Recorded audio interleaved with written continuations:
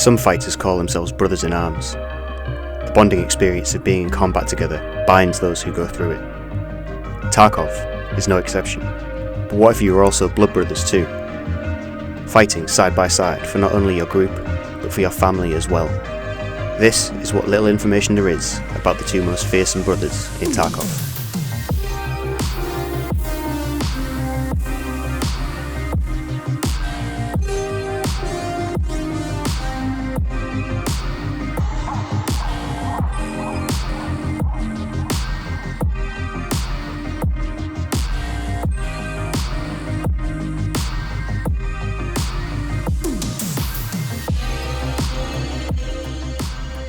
The shops of the Ultra shopping mall complex have long since been looted. Most of the unlocked rooms were torn into long ago, with clothes, food and electronics all being spirited away. By the time the PMC factions had made it to the mall, there was barely anything worth scavenging. As a small group checked around for anything still left behind, they found what looked like a keycard reader next to one of the doors. As they were trying to work out how to open it, they heard a metal clink on the floor behind them. Before they had time to react, a blinding flash illuminated their vicinity. A loud burst of fully automatic gunfire rang out across the area, and then silence.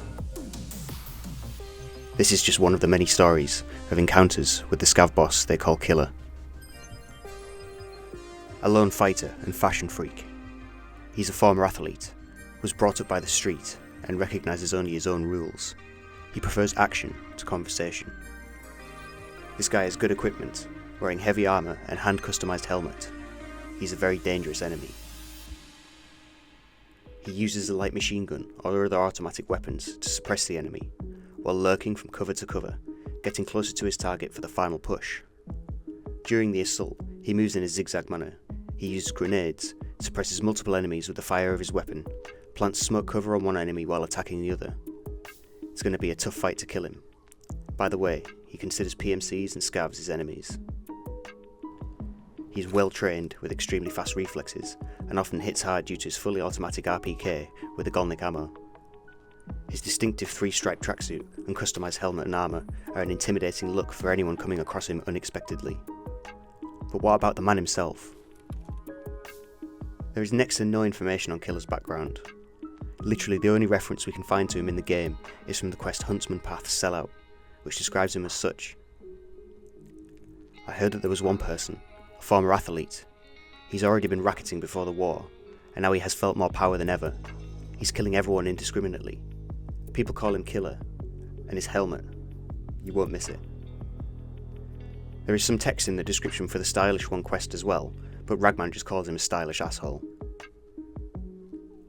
The only other scrap of information about Killa can be found in a very strange place.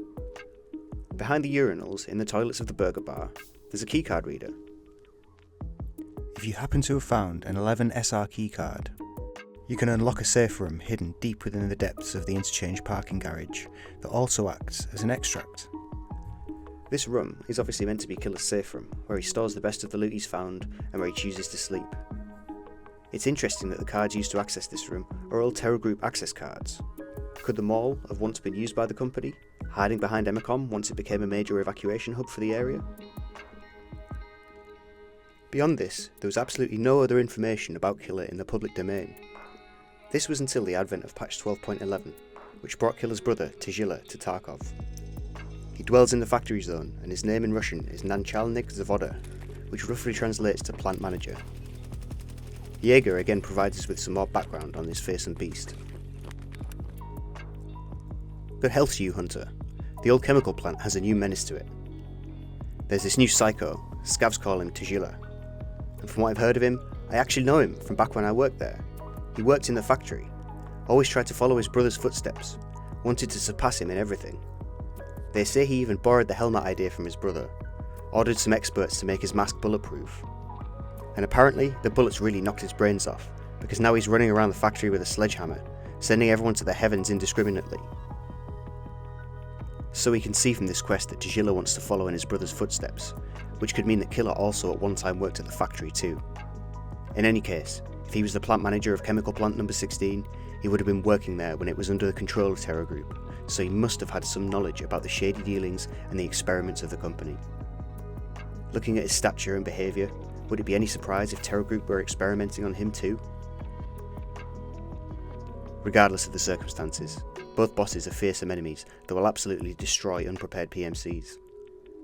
If they were both in the employ of Terror Group, or at least around when the crisis kicked off, it could explain their bloodthirsty disposition of killing PMCs and scavs on sight. Were they both driven to madness by a crazy company's experiments and are out for revenge?